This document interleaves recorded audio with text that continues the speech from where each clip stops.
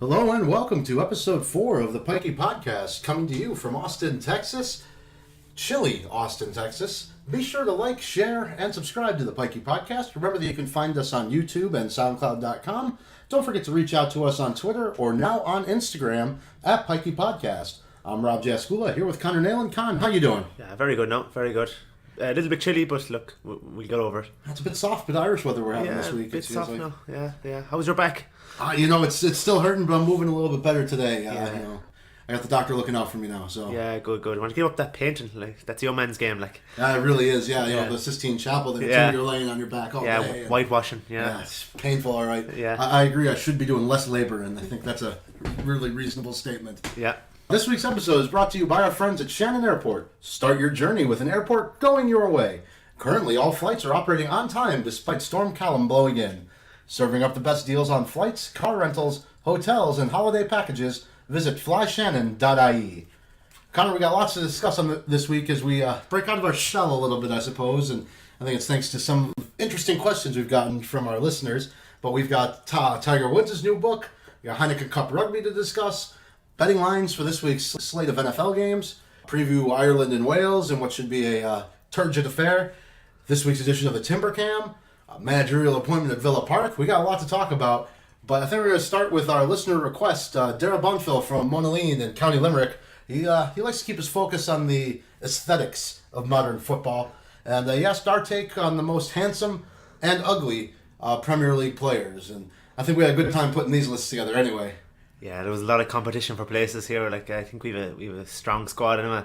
I had no problem picking 11 ugly lads anyway, that's for sure. No, and you were very quick to be the one that called dibs there on doing the ugly team and leaving me with the handsome bastards. Look, I just thought I'd do the ugly lads justice now, to be honest. I had asked around a little bit for some opinions on some of the more handsome players, and I was told specifically that my list would be a fraud if I didn't have Cristiano Ronaldo in it, so I made sure to get him in there. But we'll go through the good-looking fellas first, and then get to the action. Yeah, fire away. So in goal we have Thibaut Courtois, very very handsome, tall, he's a good-looking fella. Fullbacks either side, Matthew Debuchy, Luke Shaw. In the middle, Pikey, and the Newcastle centre half Fabian Schär, who is probably the most obscure name on this list, but he does do modelling back in Switzerland. Certainly doesn't do much defending for Newcastle. He's a terrible player. In the middle of the park, Xabi Alonso and Johan Cabaye. Xabi Alonso, a pick of Simon Gleeson. Oh, well done, Slice. Yeah, good call, Slice. Yeah.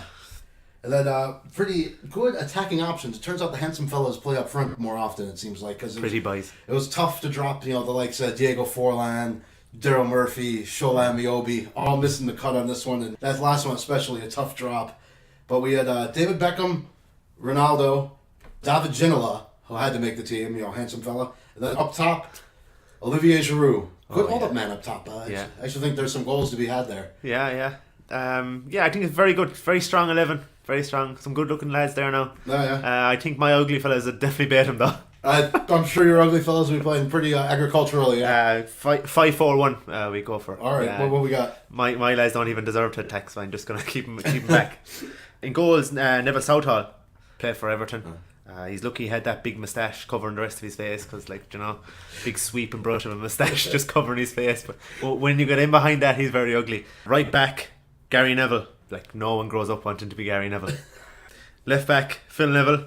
No one definitely grows up wanting to be Phil Neville. Oh wow, you put them both in the team, huh? Yeah, look, the Neville sisters are in, yeah. Then I'm going kind of 3 centre halves. Then Steve Bruce on the right hand side literally looks like a cabbage.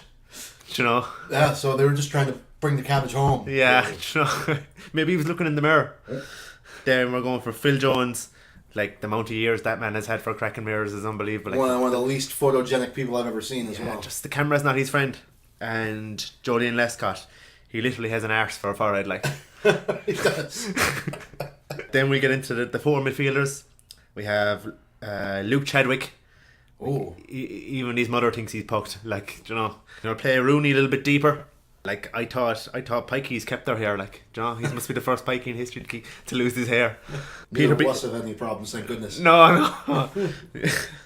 Nice jet black hair you have. Yeah. Peter Beardsley, looks like a troll. An ugly racist hunchback. Yeah. Then we have kind of Gervinho in a withdrawn role. He's a frying pan for a forehead with curtains covering it. And those terrible beads on the hair as well. Like he's not. He doesn't do himself any favors. No, he doesn't. Like, you want to sort out. Just shave it, Jaminia. Yeah. Just shave it. And then we've the ugliest bastard of them all, Ian Dowie. Oh, very ugly indeed, yeah. Up top, captain.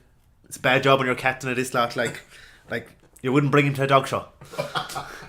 That's my team. I think my team will probably beat your team, even though your team has a bit more star quality. I think your team's going to spend more time kicking my team than kicking the football anyway. Probably win on penalties, I'd say.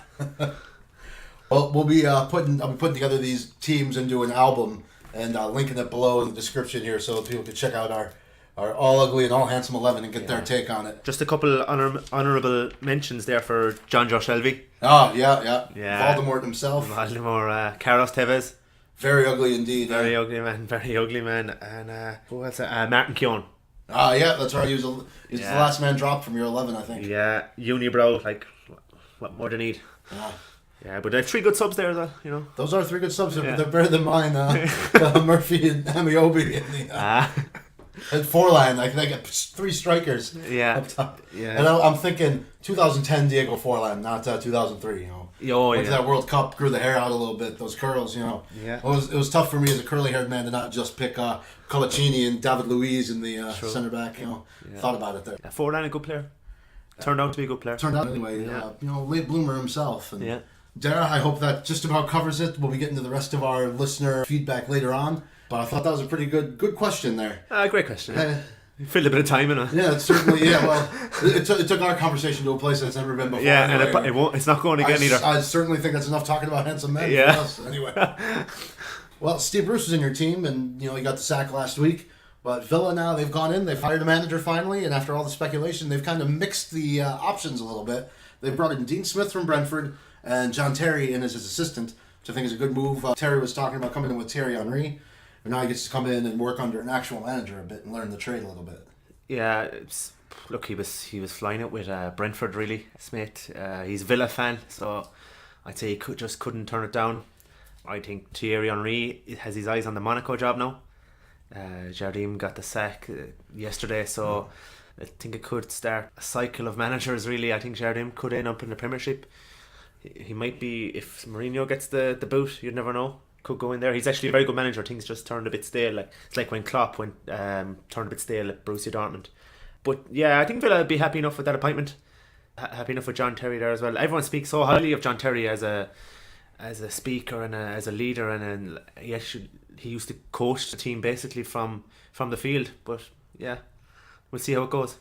Yeah, it should be interesting to see how that works out. Reading online a little bit, 2 or 3 minutes of reading that a hire like that deserves to be spent reading about. Yeah. And the Brentford fans weren't exactly upset about losing Dean Smith. They said he's more of a system manager and that they have a recruitment policy in place and they have a way that they want to play. And he was basically doing a decent enough job of enacting that. But they said he should play some nice attacking football for Villa. So that saga, I think, for now, has come to a close. Yeah. I feel bad for Steve Bruce getting the cabbage thrown at his head, though. It's still pretty rough. I think he should take some time out of the game. Do a bit of gardening or something. Yeah. He seems like the kind of fellow that would enjoy a bit of gardening. Yeah, he would out the back there on his hands and knees there doing a bit of weeding and stuff. Con, we actually haven't talked about it yet, but it's about time we bring up the rugby. The Champions Cup is coming up. I believe it starts up on Friday, which would be today actually, for releasing Friday morning in Ireland as we usually do. First game, Leinster and Wasps. An evening game. That's a great way to kick it off. Yeah, it is. You've Leinster, Wasps, Bath and Toulouse in that group. Leinster are probably our favourites for the tournament, really. They're just so strong. They can afford to leave Rhys Ruddock off the squad. They can afford to leave Sean O'Brien on the bench. They've just so many good players. James Lowe is flying it this year. Got 2 tries against Munster.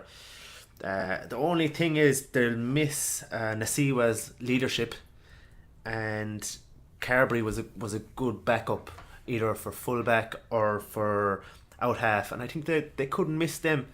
He's moved on to Munster now, and they're playing Exeter are almost dark horses for the tournament. Exeter and Munster, and you've Gloucester and Cast in that group. I think Munster will miss Ebo. Yeah, that little bit of a X factor, but they have Carberry there now, so he might bring a little something else. But yeah, I actually think Munster are going to get something away to Exeter. Exeter and Saracens are top of the Premiership. They're miles ahead of everyone else. But I think Munster could go there. And if they get a bonus point, they'll be happy enough with that. And if they beat them at Thomond, they'll be happy with that. Like they play Gloucester and Castres, and after like Castres are kind of like the Southampton of the whole thing. They're trying to just there because they get in the top 5 or 6 in France, and they might put up a show at home, but then when they go away from home, they just capitulate and they don't really care.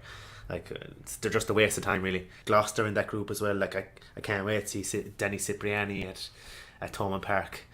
A couple of late hits on him early in the game and soften him up. Like, oh yeah, he'll break mentally after a few of those. I feel like like such a talent, but like what a waster. Like he obviously can't behave himself off the pitch either. Like he's just got in so many problems. Like brilliant player, but just soft. Ulster play Leicester. If they win their home games, like they have Leicester at home this week, and then they'll be playing Scarlets and Racing in that group as well. They've been a bit resurgent lately though, Ulster, haven't they? Yeah, they've kind of weeded out the bad eggs, like your Paddy Jackson and your Oldings and few pretty bad egg there, Paddy Jackson. Fucking bad eggs, yeah.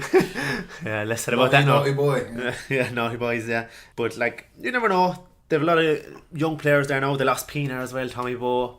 So they're in a rebuilding stage. I think they should probably target the Home Nation tournament there and kind of...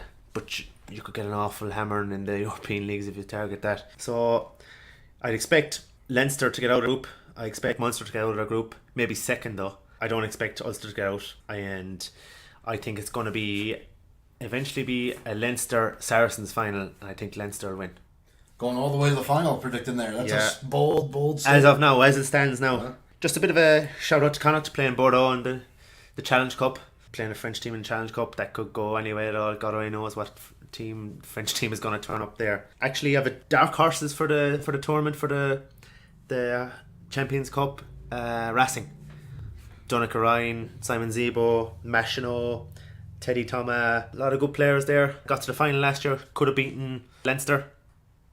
But they're my dark horses. One player I'm looking forward to seeing, Newcastle Falcons qualified as well, and that's Paul Mullen. I don't know if you've known him, the fellow from Houston. I've seen him play. Yeah, he's a nice fella, and I've had a few beers with him over the years when we go down there for the GAA in Houston. He's from Galway, Irish under 20. He's been over here in the States for quite some time and started playing rugby with the Houston Sabercats, I believe they're called, in the U.S. top-tier rugby outlet. And he picked up 3 caps earlier this year for USA, switched his allegiance, and now he's been signed by Newcastle Falcons, and he hasn't made a debut yet, but I'm hoping that it'll be pretty neat to see him get out there in the Champions Cup, from Houston GAA to the Champions Cup, in the space of a year. It'd be some going for him. Yeah, he was playing when they beat Scotland earlier on in the year. Yeah, he was, for USA, just another thing there on Conor Murray signed a new contract there today or yesterday until 2022. Bring him past the World Cup. They're saying it's going to put him in the top 10 best players in the world. Just a rundown of the top 10 players, like if people are wondering how much these guys get paid, like Michael Hooper at number 10, 570k a week or a year, sorry. Is that euros or pounds? That's euros. Yeah, we're in euros now. Then you have Sanchez, Argentinian, plays for San Francais, 580k a week. Man Anu, Toulon, 600k. He's tied with Dan Bigger as well. In at number 6, you have Stephen Luatua, great name, New Zealand, plays for Bristol, 650k. Number 5, Aaron Cruden, Montpellier, New Zealand guy, 680k. Number 4, Pierre Tau, Bristol, used to play for Ulster, 1 million a year. Serious money in Bristol. That's serious money, yeah. Then you number 3. Get some gaff in Limerick City for that money. I know. You buy Tom Park. Number 3, Makito, plays in Japan now, 1.1 million. Same as Dan Carter, 1.1 million, playing in Japan. And Israel Folau, Australia, he's still in Australia, 1.4 million a year. Game's been professional for 23 years. That's serious money coming in now in the professional rugby union. It is, but then it's nothing then when you compare it to other sports. Yeah, and even, I was thinking that too, when you see these guys playing, in the Premier League, 120k a week or whatever, that only converts out to dollars to about $4.5 million. And you look at the NBA, where there's about 150 players on over $10 million US for a season. Yeah. And it's, I feel like the US sports are still kind of outstripping some of the other games as far as professional salaries go. Yeah, you've Le'Veon Bell won't even play, just sitting on, is it 14 million a year? Yep. Won't even play. Yep. just in case he gets hurt. No, and you're talking Ronaldo, Messi money there at that point. Yeah. For someone who's a good player, but not necessarily the be all and end all of the game. And we'll get to our NFL picks here in a minute. Yeah. But one final thing about the rugby. You mentioned Toulouse, and it just popped back into my head. You remember when we were in San Diego 2 years ago? Yes. And we ran into that fella we met some fella that plays rugby for Toulouse. The big Georgian fella. Yeah, the big Georgian fella. He was absolutely enormous. It looked like, and the bench he was sitting on was sagging in the middle from him sitting on it. He was huge. He thought we were English. He did, yeah. Other than that, he was sound. Started calling us Poms. Ooh. But then we told him we were Irish, and he's yeah, Irish. Yeah, he got very friendly there. Yeah, very friendly when he found out we weren't English. Yeah, threw his arm around my shoulder there for a second. He could have been a quick strangulation if he wanted to. Like, it was a massive arm. He was a big boy. He was about the size and shape of a refrigerator. I'd totally forgotten about that till just now. Yeah. Back to the viewer mail for a second there. Both Gav Kelleher and Dara Bonfil want to know best biscuits for tea. I think tea talk is taking off here on the podcast, Connor. I think Barry's Tea are going to have to sponsor us. I would hope Barry's Tea would sponsor us. That'd be very nice because I'm out of tea bags at the moment. And I want to hurry on, really. Yeah, I went to 2 shops today. I couldn't find any berries, so I had to buy it on Amazon. It was tough going there, but I had a bag, have a nice cup of tea, and I had 4 different types of biscuits to prepare for this. Okay. I like the custard creams. They're good. Power rankings. Can we do power ranking? Yeah, I could definitely do a top 5 power ranking on the biscuits here, Connor. Number 5, Club Orange. Garbage. Get them out of here. I got no time for those. The orange, too much. Number 4, a nice chocolate digestive. Very nice. Very chocolatey. Oh, yeah. Bit of chocolate. Yeah, kind of your style, yeah. Can't beat a bit of chocolate. No, you wouldn't be a man to pass up a chocolate biscuit yourself. I know that about you. You like your tea dark, and your biscuits even darker. Yeah. Number 3, I like these Crawford's Garibaldi with blackcurrant digestives. Very nice biscuit there. Get a little soggy, they fall apart though. Yeah. So, not too sure about that. Fast hands, no. Yeah. You need fast hands for them. Quick enough anyway. Yeah. Number 2, custard creams, very nice. I got some of they're the same ones as the generic Safeway ones that you can find. Yeah. Picked up those on Amazon off of Adrian Mannix's recommendation, former Cork hurler that we know. Yeah. He had suggested those to me. And number 1 for me is the classic Penguin because I like the jokes. They're terrible. Yeah. But it's got a little charm to it. Yeah, it's a novelty, really. Yeah. It makes it taste better. Yeah. The Australians, they do a similar biscuit called the Tim Tam. Yeah. So there's a little less chocolate on it, and I think that one's but it's almost the exact same as a Penguin, and I like those very well as well. I know the tea talk's going over very well, so we had to get the biscuit power rankings in there. That was a good idea. Yeah. Keep your recommendations coming in, lads. Absolutely, I will try any sort of tea biscuit, and I'm on 4 or 5 cups of tea a day. So, whatever you got, I'll give it a try. NFL, we've been kind of ignoring a little bit the opening few weeks here with all the excitement, but there's some big games this week, Connor, and I think it's time we start taking a look at some of the betting lines and seeing what we got to throw out there. And these are from a generic betting service. Insert your ad here, Paddy Power. Or Boyles. We'll take Boyles as well. I'll take Boyle Sports as well. Yeah, we don't mind. I placed a few bets in there in the one on Wolftown Street in Limerick City. Yeah. Oh boy. I don't remember if they were winners or not, but I don't remember much about that day. We got one game that's kicking off tonight, and you and I are about an hour away from getting down to the pub, and so we'll see some of this. Yeah, we have to hurry this on a bit. We do, yeah, we got to get down there. Philadelphia at New York Giants, and the Eagles are 2.5-point favorites over the Giants. Giants kind of looking lost on offense. I like the Eagles in that one, and it's a little too late to be putting money down on that, but I think they're a good bet. Yeah, I'm with you. At 2.5. Arizona, Minnesota. Arizona giving up 9.5 points to the Minnesota Vikings, who can score a decent amount of points. But 10, that seems like that's a little tough for me. Yeah, it's hard to predict what Minnesota are going to do. They lose against the Bills one week, and then they tie with Green Bay, so it's very hard to tell what they're going to do, but I'd be staying away from that one. Yeah, another one I'm staying away from, Buffalo Bills, Houston Texans. File that one into the who cares department with Southampton. Yeah. Tampa Bay giving 4 points to Atlanta. The return of Jameis Winston. Atlanta's defense looking very loose this season so far. A lot of holes in that defense. I actually like Tampa Bay to cover and win that game outright over the Atlanta Falcons. Yeah, I think so. I'm with you there. Carolina Panthers just the Washington Redskins. Redskins going very well with Alex Smith under center. I like them to win that one. Carolina looking pretty good though. Cam Newton's still got all the talent, but they're struggling there a bit at receiver. I'd go with Carolina for that one, with the spread. With the 1.5, yeah? Yeah, definitely. Ooh, a little disagreement there. I like that. That's good. That's what we're looking for here. Makes it sound like a real show. Yeah, and now here we go. Indianapolis Colts giving 2.5 or getting 2.5 points against the New York Jets. Now, you and I spend a lot of time with Jets fans ourselves, so I think we watch more New York Jets football than we would care to. Yeah. I don't know about the Jets winning that one.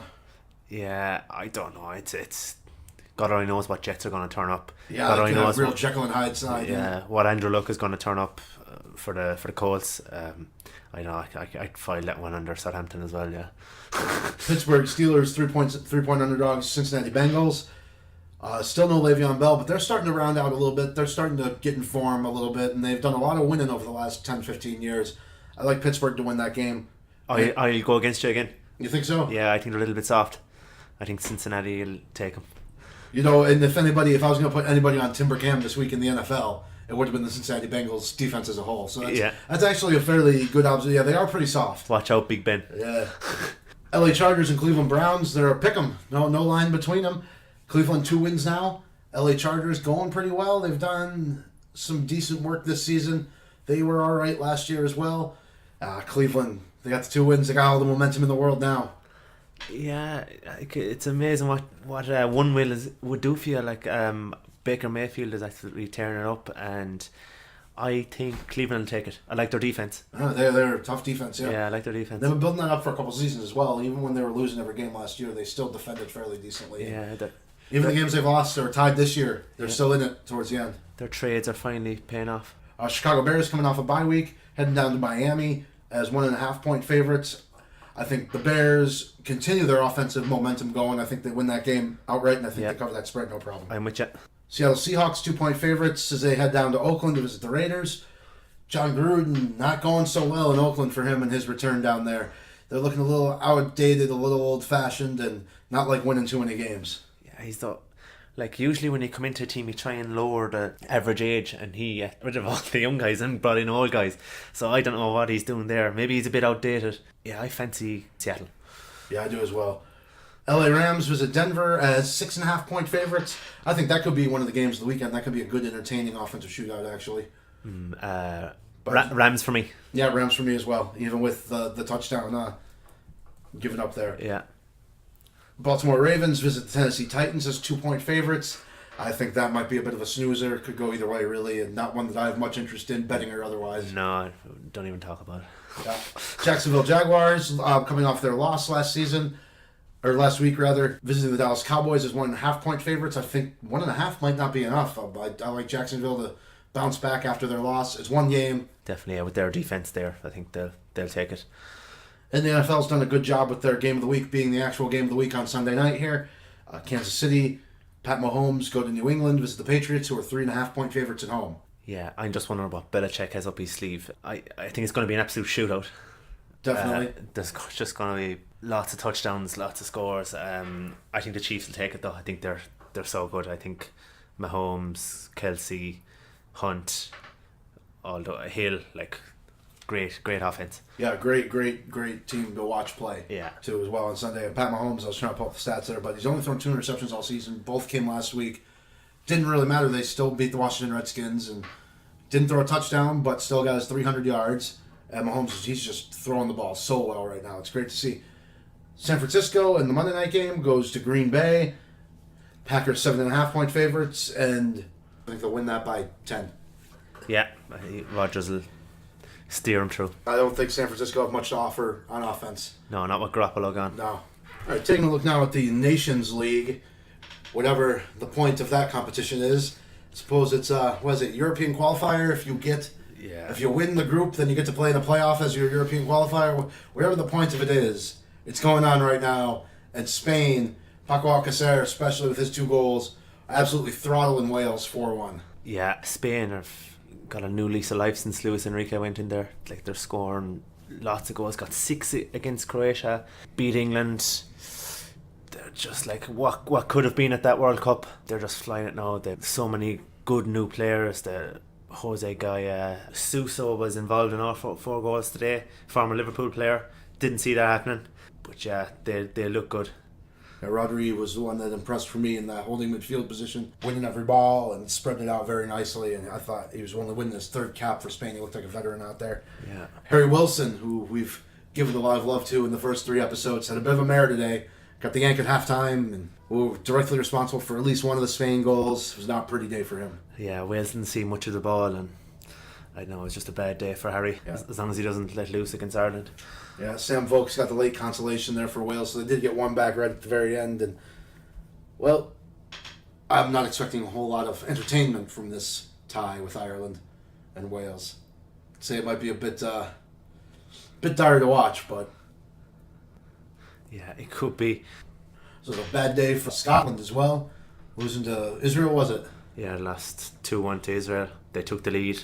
Charlie Mulgrew, I think, scored. Then they just capitulated, conceded 2 goals, got a man sent off as well. So I've always liked Charlie Mulgrew. He had a nice tenure there at Celtic, and when Newcastle won the championship last time, he scored 2 winners against Newcastle when he was at Bolton or Blackburn Rovers. Yeah, lovely left foot. Yeah, not bad. I always kind of thought he was a bit wasted there at centre half too. He did pretty well when Neil Lennon pushed him off the pitch a bit. Yeah, I thought he was all right. So Ireland, let's get back to that. So they'll be playing Denmark and Wales, who we've just covered, and that Wales one might be a bit dour to watch. But this one against Denmark, after the World Cup qualification fiasco, maybe a bit of revenge in the hearts of the Irish there. Or? Yeah, surely they'll have some bit of pride in themselves and go out, just try and attack. Really, like, you know. Whatever way it be, if you have to do the long ball, do it. Like, if we don't want to go through the lines, and if we have Long or someone up front, like, hit him early and get in around him, because we know we're not great at passing the ball. Denmark missing Eriksen as well is a huge loss for them. But they have a lot of good players, Denmark. They have a lot of quality for a small country, yeah. Yeah, they have a lot of guys playing in Spain, like, that people don't know about. They have Christensen at Chelsea as well. Like he's better than Declan Rice, and we think Declan Rice is our saviour. They've Sisto as well at Celta Vigo, is a very good player. They have a few guys in the Champions League, like which we haven't had in a long time. A Premiership winning goalkeeper as well, and Kasper Schmeichel at the back. Yeah, good keeper, good international keeper, fills the goal as well. Yeah, and I remember actually we've seen a fair bit of Denmark down at the pub between the qualifiers, and then I seem to remember that we watched Denmark and Croatia down at the pub one morning. That was the same day as the Clare and Cork Munster final, I think, and I think there was 2 goals scored in the first 5 minutes, and then it eventually went to penalties. Yeah, that was there was the penalty saved as well in that one, and yeah. Then you had the bright idea to walk down to Rainy Street, and that took a lot of wind out of my sails on that day. It was a very hot walk. 100 degrees. Yeah. So let's see if we can scrap together an Ireland team here for this for the upcoming match here. We got Darren Randolph-Shorley gets starting goals. Yeah, Darren Randolph. I go with Doherty right back instead of Cyrus the Virus. But you have to, really. You're Martin O'Neill. You kind of have to. Yeah, like come on, Martin. When you compare the 2 weeks, like Doherty got Player of the Month, and Cyrus Christie was at fault for about 3 or 4 goals against Arsenal. So, come on, Martin. I go with Duffy and Keogh, centre halves. That's a nice ignorant pair right there. Go with agricultural, strong at the back. Duffy just loves playing for Ireland. Keogh, even more so. He's playing actually good stuff for Derby. Still has Lukaku in his pocket, I think. Yeah. So as long as he's not carrying him around him. But yeah, he's going better than the other options we have. Like Kieran Clark is. He's not going well at all. No, he's not going well. The only other person you could say is John Egan. At Sheffield United, yeah. Top of the table in the championship now. Yeah, so they're going. Yeah, I go for Inda Stevens, another Sheffield United man, left back. Deserves his chance. Came through the League of Ireland. So I go for 3 in the middle of the park. Williams, O'Dowda and Arthur. Notable omission there would be Jeff Hendrick. Yeah, Jeff Hendrick, yeah. I don't think he's going well enough, and I don't like Harry Arthur, but at least he's playing week in, week out, and he's not doing too bad for Cardiff. Williams got a lovely goal against Wales the last time. Neat and tidy player, but I like O'Dowda. I think he could be the new saviour, like Wes Hoolahan. He has been going pretty well, yeah. He's got the charisma to pull off being something like Wessie was. Yeah, you know, like he could, in a long list of people that we have false hope in, like Wes and Andy Reid and Stephen Ireland. Andy Reid. Stephen Ireland. Stephen Ireland, don't get me started. What's the point of him now? Yeah. What did I send you? I don't even remember what it was that I sent you the other day. He signed for Bolton. That's what it was. Signed a short-term deal for Bolton. Yeah. It'd be very short. Oh, yeah. Played 7 times on loan for Newcastle a number of years ago and couldn't tell you a thing he did in any of them. Yeah. Useless player. Spent more time on the training table than he did on the pitch. Yeah. So on the wings then, right wing, Callum Robinson, Preston and James McLean on the left. Robinson is a good player, decent player, good pace, decent technically.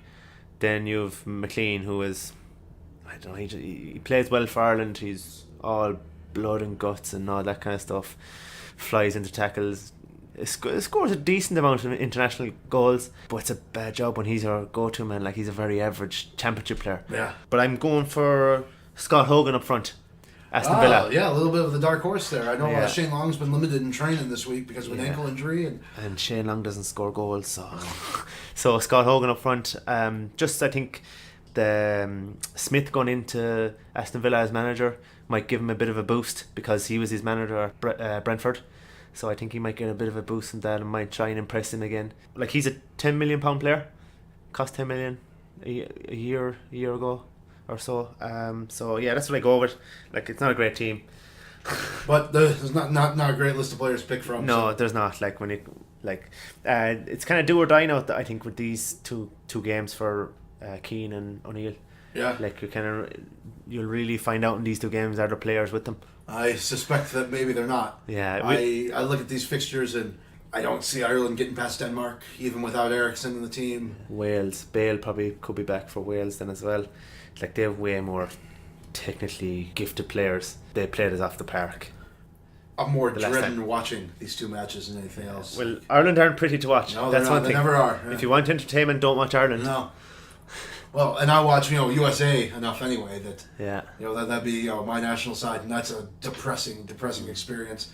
I think yesterday was a year to the day since they failed to qualify for the World Cup by losing down at Trinidad and Tobago. So that's right. It's dark days for US there, but they got a lot of nice young players. They got Christian Pulisic going very well at Dortmund.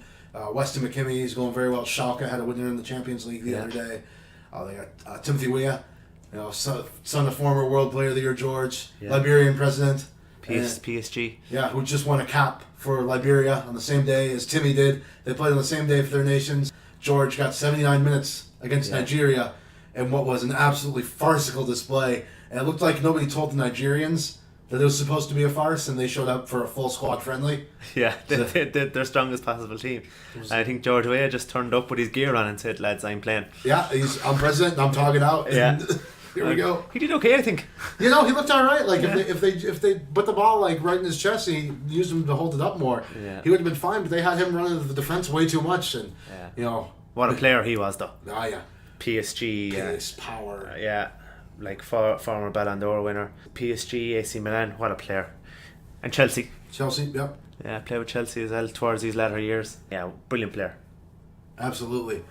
I think you've had another brilliant player in your sights this week, but different sport, golf. You've had one of the greatest of all times. You've been reading some excerpts from Tiger Woods' new book, and my understanding has always been that Tiger was, he wasn't the soundest lad of the bunch out there, and I think the new book kind of revealing a bit of that as well. Yeah, like, he wasn't the soundest is an understatement. Yeah. I think his dad was worse nearly. I think a lot of it stems from his father. Yeah, his dad was a sex addict as well. Just a few stories about his dad. He was basically his best friend. Like, how he used to coach him when he was younger, when he was teeing off and stuff. Earl used to roar abuse at Tiger and start waving clubs and stuff like that. And as a baby, Tiger would be there in the cot, and Earl used to be striking the golf club and putting just in front of him, so he'd pick it up, he'd grasp it quicker as he was getting older. Tiger was racially abused as a young lad as well. Like, the people around him, he surrounded himself towards the heyday of his career, his friends and stuff like that, and his management group, IMG, like, they were basically like the mafia. Like, whatever story came out about Tiger, they quashed it. His friends, he'd call up a couple of his friends and he used to say, "Look, I like that girl. call her up and tell her to meet me here. Fly her in.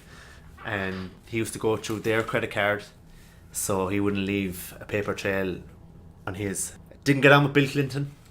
I feel like if you're not getting on with Bill Clinton, you're doing something wrong. Jesus. He seems like a pretty jovial fella, yeah.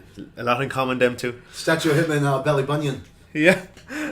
Seen that? After the 97 Masters, he called up Tiger and asked him to come to an event to honour Jackie Robinson in New York, and Tiger said, no, I'm going to Mexico with my friends. And then years later they finally got together to play a game of golf. Played the game. Tiger was constantly on his phone. If Bill hit a bad shot, he'd start laughing at him. That's a bit harsh, isn't it? Yeah, he started sniggering under his breath. And then while Bill was putting, he'd just leave the green and just go into the next hole. That is poor etiquette. To say that's right terrible stuff. That's awful. And just another one there as well. Word from his high school girlfriend. He sent her a breakup letter saying, I know this is sudden and a surprise, but in my opinion it's much warranted. P.S. Please mail me that necklace that I gave you when you get home. Ooh, that's pretty cold-blooded. Yeah, look, that's kind of the type Tiger was like. Yeah, and he always kind of seemed that way too. Like when the stuff with his ex-wife happened, she's chasing him with the golf club down the drive. Can't say I was too surprised to hear it, because beneath that veneer, you could always kind of tell that there was something lurking with him. He didn't quite pass the bullshit detector, you know.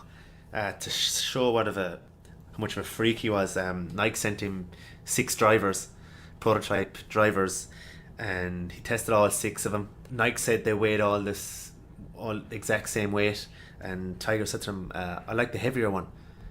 So they sent them all back to be tested, and there was one of them was 2 grams heavier. 2 grams, which is 2 $1 bills. Yeah.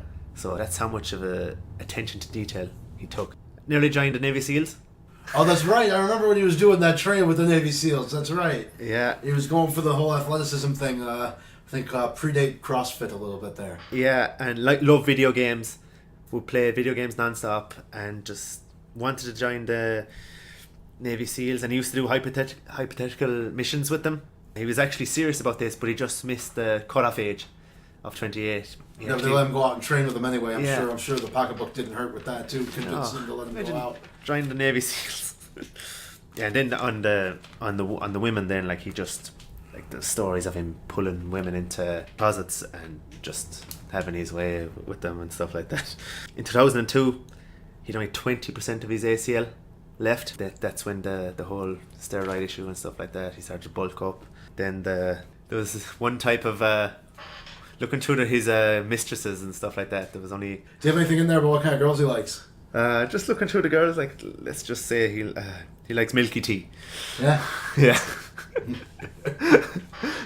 Bit of the vanilla soft serve, if you will. Yeah. Well, and that actually ties in nicely to our viewer mail segment. I remember you can get us on Twitter and Instagram at Pikey Podcast. Kev McNamara, as ever, with the timely queries. Well done, Kev. Kev, we're not going to get to your hurling question today. Was it you that asked about the underage grades? Yeah, it was. Well, that's his brother Stephen. Yeah, we'll get to the power rankings next week and your brother Stephen's question about the underage grade being moved around. But we will touch on your question regarding Tiger Woods' comeback, one of the best sports comebacks of all time. The following the man has is insane. He really did transform the game of golf. Complete individual, though. His Ryder Cup record shows that. Played in 8, only ever won 1. Fair enough on the Ryder Cup point. And I have to say, I remember Tiger winning his first Masters, and that was, the hottest thing going in golf. I got myself sick of him, just as a fan of golf. I liked golf anyway, and didn't need Tiger to pique my interest in the game personally. But yeah, I think his influence is undeniable on the game. Nobody's ever had a following like he has. He brought so many people into the game, especially non-white, non-traditional type people in the States playing the game because of him. So incredibly influential in that regard. I'd say if he had won either of the majors he was in contention for this year, I would give him best comeback of all time. But he fell short, both British Open and the PGA Championship. Did win the Tour Championship, but not a major. I think if he goes to Augusta and wins in April, then he will be among the best sports comebacks of all time. For me, number 1, Michael Jordan, 1994 and 5. He was out of the NBA. After winning 3 titles, retired for a year and a half, went and played minor league baseball, came back with the Bulls, reeled off 3 straight championships again before retiring for a second time. We'll skip his second comeback, but his first comeback I think is number 1 for me. And until Tiger starts reeling off more majors, he will play a distant second there. On his Ryder Cup record there, I think he actually plays well in the Ryder Cup. It's just he intimidates his teammates nearly. They're almost afraid to mess up around him. They just don't play well around him. But I just don't think he's a team player and really care for team sports. No, I think that's part of why he plays golf as well. He's an individual kind of man, and the focus it takes to be able to play golf at a high level like that is insane. And so to be that much more intense than your contemporaries really says something for that. And I think that's actually something that was pretty similar with Michael Jordan in the early part of his career. He had a hard time motivating his teammates to win because he was so much better than them and intimidated them, both physically and verbally, would get very abusive towards his teammates for not being better than they are. And I've seen some of the very similar personality traits with Tiger Woods when he does the Ryder Cup like that to Michael Jordan. So, yeah, I'd say I think it's still wait and see, and I do think he still has it in him. I think it's incredible that he's back and playing so well. I think it's great. I like Tiger Woods more now than I have at any other point in his career. I'm more interested now that he is the comeback kid than when he was on top dominating, for me. Which messed him up more, the scandals or the injuries? Injuries. I think he couldn't give a shit about the scandals. No. That's all just in the rearview mirror for him. I think, write the check, get it out of here. Do you think he's changed? Absolutely not. No, I'd say he's still a horn dog. I'd say he's still that. Horn dogs don't change, Kyle. No, they don't. They do not change. I don't think he's doing anything differently other than maybe being a little more discreet about it. Yeah. Maybe not being so flashy and tightening up his circle a bit. And I'd say he's still up to the old trick. I think he's smart enough to not get married again, too. Yeah. I think getting married was not the right move for him. That cost him $750 million. That'll soften your cock. Yeah, that'll hurt. And get you some dents in your car as well. Yeah. With an angry ex-wife. Yeah. Kieran Murphy wants to know that with Joe Canning turning 30 today, wants to know about the shootout in Semple Stadium in 2009 and was it the best in underage hurling? Now, I wasn't there for that one, Connor, but I think you were. I was togged out. That was an unbelievable game. I think Canning got 4 goals and it was just he almost beat us on his own. That was an unbelievable game, went to extra time and everything. The duck was unreal. Derek O'Connor, he was unreal that day as well. I think he was still minor. I think he got 2-3 or something like that. That's probably the best, but an honourable mention for 2003 minor, Kilkenny and Galway. You had Richie Power and Chaff Fitz against Niall Healy and Angus Canlan. That really sticks out in my head now. But the duck against Canning was unbelievable. Joe Canning, what a player. 30 years old, at the top of his game still. Think he can keep that up for another 3 or 4 years? Or? Yeah, I think he can. I think he can. He doesn't really rely on pace, even though he is deceptively very quick. I played with him before and I just couldn't get over how quick he was, over 10-15 yards. Plus, as he gets older, his head is going to get faster.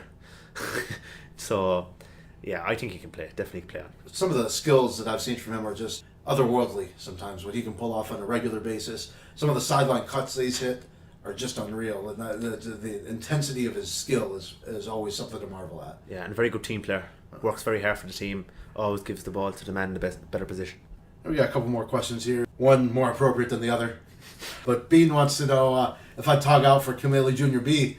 And the answer to that is, obviously I would. I'm Junior B through and through. I would absolutely do that. Look, I think it can be arranged as well. Like, I know the manager, Shed Slattery. It can be organised, but like, I'd be more of a footballer myself now. Yeah, that's my game. If you come to Kilmaley, you'd have to play hurling. I think we should do like the couch to 5K. We can do like the couch to Junior B. Couch to Kameli Junior B. Well, like, you know, it's not going to be easy. Like, I think the Kilmaley Junior B's got to the quarterfinal last year. I think they trained 4 times, I think. Oh, yeah. And I wouldn't be one to show up to much training unless I'm running the thing. Like, yeah, I think that 2016 was the exception. So. Yeah, 4 times I think. Three the year before. Oh no, I was down in the ball alley on Sunday. Having a few pucks, but it's a long way to go. A long way from here to Kameli. So yeah, couch to Junior B. I think we could be on something documentary. And I've lost enough Junior B football finals in my day to know what that level's all about. So The killer bees, they call him in Kilmaley. Like, you haven't lived till you've seen Austin San Antonio Junior B football. Like, you know, it's the level there, the intensity that is brought to the game. So I'm certainly not worried about the mental side of the game. I would definitely have my brain right for that. Just go out and do a little timbering, really. You're like the Tiger Woods of Junior B, really. How about Timbercam? You got anybody to look out for this week? Timbercam, Cratloe playing Milltown. Actually, like, to go against the grain, I'm going to pick football games as my two games to watch for Timbercam. Bit stronger of a football lineup this week, I think. Too. Yeah, there's not much hurling going on. That's a shame. Yeah, Imokeely are playing Middleton. That's Cork. Middleton, I'd say, going away in that one. Yeah, well, if Imokeely win, they won't be able to play in Munster because they're a divisional side. So I don't know what the point of divisional sides are. But on the Timbercam, I think 2 players from Milltown Malby, Kellys. These lads are so good at timbering that they don't need hurleys. Like, it's like they're just good timberers. And then St. Vincent's play St. Jude's in the Dublin football semi-final, and Timbercam here is the great Dermot Connolly. Loves a bit of timbering. And he's back. Yeah, he's back. He got a few minutes last time out as well for St. Vincent's. Yeah, he looked angry. He did. Yeah, looked pretty buff as well. Like, he had a hard time pulling that jersey on. Like. Yeah. So they're my Timbercam watches for this week. Yeah, I'd like O'Neill's to get rid of this slim fit nonsense for all of us Junior Bs out there. There needs to be a Junior B fit option. You know, XL, but with more in the belly region. So get on that, O'Neill's. Not all of us need to be wearing the slim fits, and I'm definitely one of them. We'll see.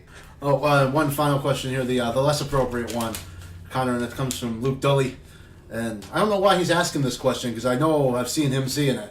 But he wants to know about Captain Connell's flute and the size of it. Well, he's a keen musician, our captain. 66 centimetres, I think, and it's a C-type flute. Oh, very nice. Lovely tune off it, I heard. Is that orchestra caliber, like? Yes, definitely orchestra caliber. If I know Captain, he wouldn't. He only likes the finest flutes. Well, Con, I think we are overdue to get down to the pub. We got some of the boys that are leaving, spending their last few days here in Austin. It's always a shame when that happens. You know, it's part of what happens when you get roped into the J1 lifestyle, I suppose. The boys that come and go, win a few trophies along the way, hopefully. But these boys are leaving with a lot of trophies, a lot of medals, and I think it's time we go have a few beers with them, yeah? Yeah, good lads. Good country lads as well. Yeah.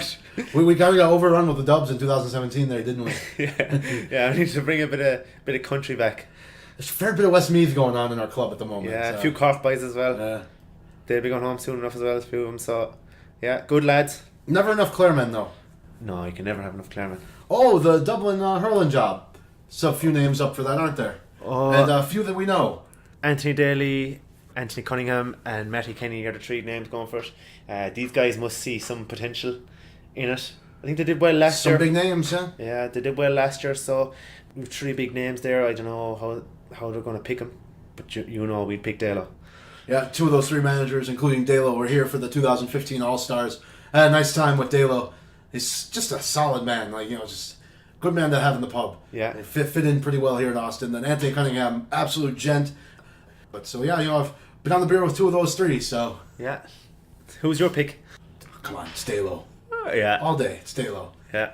It's a man you want to play for. Yeah, it is. And I'm glad he's parlaying that back in. And he's been doing the TV punditry the last couple of years on the Sunday game. And he belongs on the touchline. He really does. So I'd love to see him back in that county job. Well, Con, I think we've just about covered it for this edition of the Pikey Podcast. Let's go to the pub. Thanks for joining us, everybody. Be sure to follow us at Pikey Podcast on Instagram and Twitter. And we'll see you on Monday. Good luck.